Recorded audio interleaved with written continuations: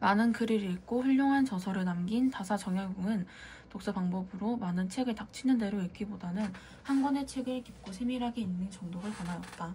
특히 독서를 할 때 그 요점을 자기 나름대로 정리하고 그것을 내용에 따라 분류해 두는 것이 학문을 하는 사람들이 해야 할 기본적인 작업이라고 강조하였다. 다사는 독서의 구체적인 방법을 단계별로 구분하였다. 그는 입지, 해독, 판단, 초서, 의식의 5단계를 제시하였다. 이 중 초서하기에 게으름이 없도록 해야 한다며 자신의 생각을 적는 초서의 중요성을 특히 강조하였다. 이에 다산이 제시한 5단계의 독서법을 초서 독서법이라고 부른다.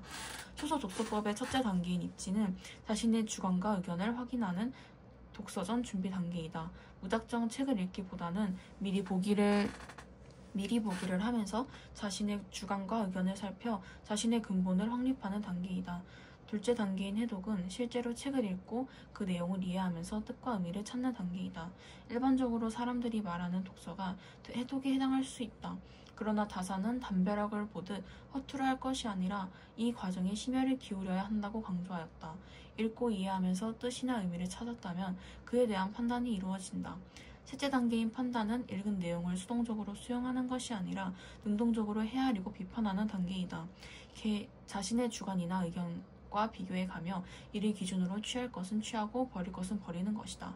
해독과 판단이 끝난 뒤 비로소 초서가 시작된다. 넷째 단계인 초서는 책에서 중요한 내용을 뽑아 체계적으로 정리하는 것을 말한다. 책을 읽는 도중 마음에 드는 부분이나 핵심적인 내용 등을 베꼈을 수도 있다. 하지만 이는 초서라 할 수 없다. 초서는 판단의 단계를 통해 생각하고 비교한 결과에 따라 선택한 문장과 자신의 견해를 기록하는 것이다. 따라서 초서는 깊이 생각하고 공략하면서 취사 선택하는 과정을 거치고 난 결과물이라 할 수 있다.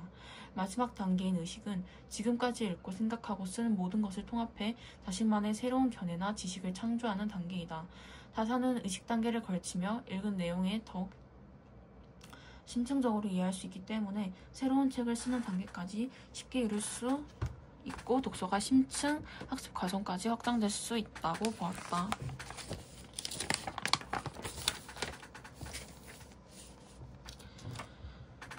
우리는 흔히 사회과학 내에서 합리적 행위의 영역은 경제학이, 비합리적 영역의 행위는 사회학이 담당하는 것으로 여긴다. 그러나 사회학 이론가인 제임스 콜먼은 이러한 통념이 사실이 아니라는 것을 입증하고자 하였다. 또한 그는 사회학에서 인간의 행위를 수학적으로나 경제학적으로 접근하여 설명하지 않는다는 점, 경제학적에서 경제적 행위나 현상을 분석할 때 사회구조의 영향을 간과한다는 점 등에 대해 날카로운 비판을 던졌다. 콜먼이 경제학과의 긴밀한 관계 속에서 사회학을 연구하고자 하였음을 가장 잘 보여주는 것은 그의 합리적 선택 이론이다. 합리적 선택 이론에서는 인간의 행위를 이해하고 모형화하기 위한 틀을 제시한다. 콜먼에 의해 인간 행위는 행위자 개인의 효용을 증대한다는 단일한 목적으로 이루어진다.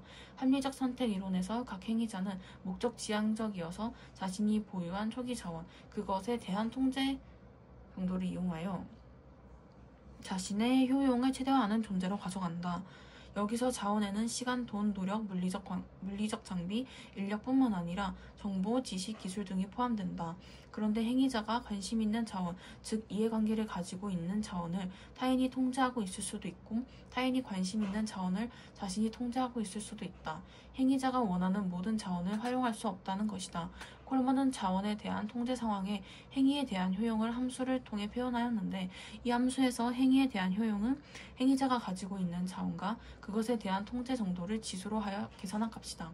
콜먼은 이러한 경제학적 접근에 그치지 않고 인간의 행위나 현상을 사회구조와 관련지어 설명하였다. 콜먼은 행위자들 사이에 더 이상의 행위가 일어나지 않는다면 그것은 사회적 균형 상태에 도달한 것인데 우리가 목도하는 빈부의 격차와 같은 사회적 상황도 사회적 균형 상태의 하나라고 하였다. 그러면서 그는 사회적 균형 상태에서 나타나는 행위자의 권리 배분과 권리 이양, 그리고 이것으로부터 파생하는 신뢰 및 권위 관계 등에 대해 주목하고 사회적 균형 상태는 자원의 초기 배분 상태에 절대적으로 의존한다는 점을 강조하였다. 주어진 자원의 상태가 행위자의 행위가 이루어진 이후의 균형적 결과에 결정적으로 영향을 미친다는 것이다. 이를 시장에서의 배분과 관련지어 말하자면 완전 경제 시장이라는 전제하에서 시장을 통한 배분은 자원 배분의 초기 불평등 상태를 유지하게 하는 경향이 있다는 말로 설명할 수 있다. 즉 정부의 적극적 개입이나 사회 구조적 혁명 등이 없이 인간의 행위만으로는 불평등 정도를 줄일 수 없다는 것이다. 이와 관련하여 콜먼은 신뢰, 공동체의 규범이나 사회 연결망 등을 사회적 자본이라 일컫고 이는 사회 내에서 자연적으로 발생하는 원초적 사회 구조라고 설명하였다. 그는 근대에 이르러 목표를 달성하기 위해 자원을 조합하여 행동하는 주체인 조합 행위자가 주도성을 가지게 되면서 이 원초적 사회 구조들의 역량과 중요성이 점차 쇠퇴하고 불평등이 고착화되었다고 분석했다. 조합 행위자는 많은 자원을 확보한 개인이나 기업으로 대표되는데 이들의 영향력이 매우 강력해졌다는 것이다.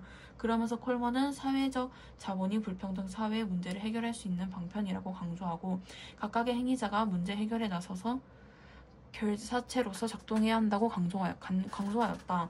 콜먼의 이러한 시각에 대해서는 여러 비판이 가해지기도 하지만 콜먼의 이론은 경제학적인 관점을 접목하여 사회 현상에 접근하는 시각을 제공하고 있다는 점에서 주목할 만하다.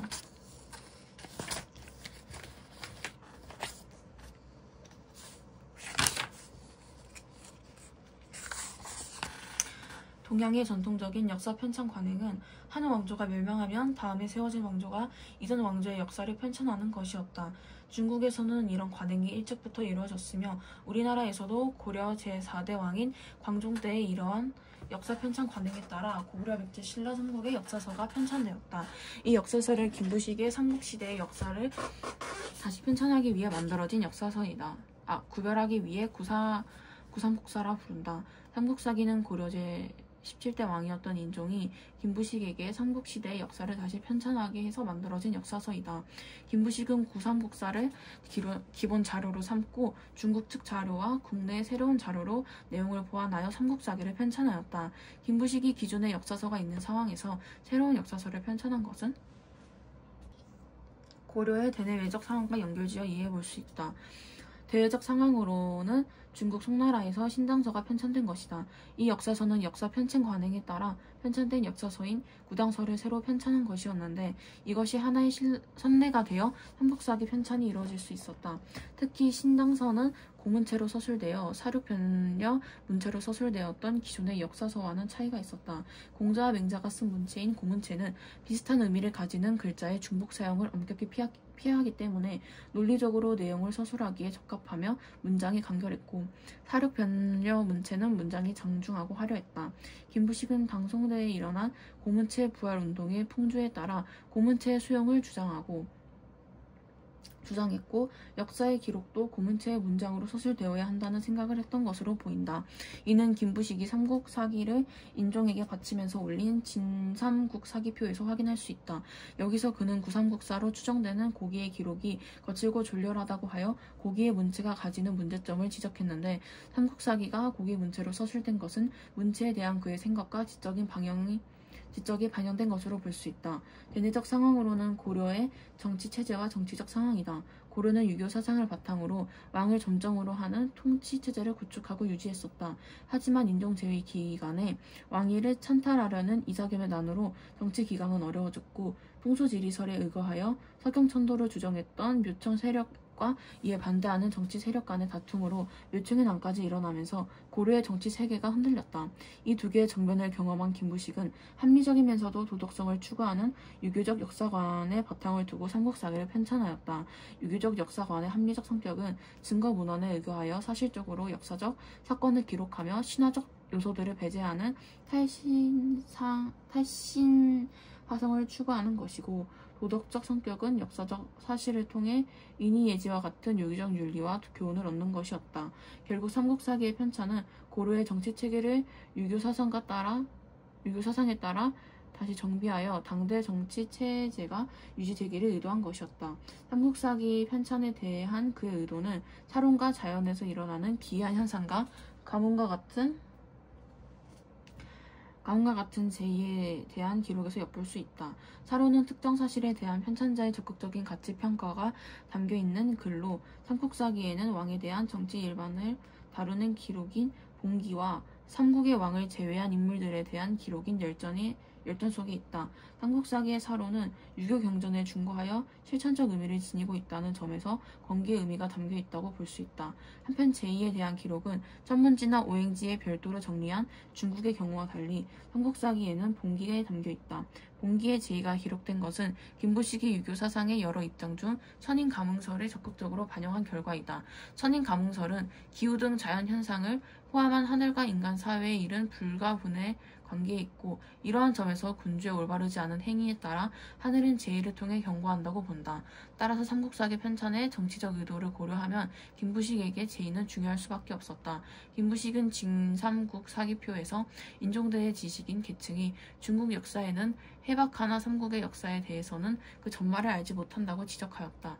따라서 삼국사기 편찬은 이런 당대 지식인들에게 삼국의 역사를 읽도록 만들었다. 삼국사기를 읽은 지식인 중에는 삼국사기의 사료 수집이 주로 관청이나 정부의 자료를 중심으로 했기 때문에 사료 수집이 부족하다는 인식을 가진 사람도 있었고 이규보와 같이 삼국의 역사를 재인식하는 사람도 생겨났다. 이로 인해 삼국사기 이후에 편찬된 역사서는 삼국사기가 마련한 역사 인식의 바탕 위에서 그것을 보완하거나 극복하려는 내용으로 기술되었다.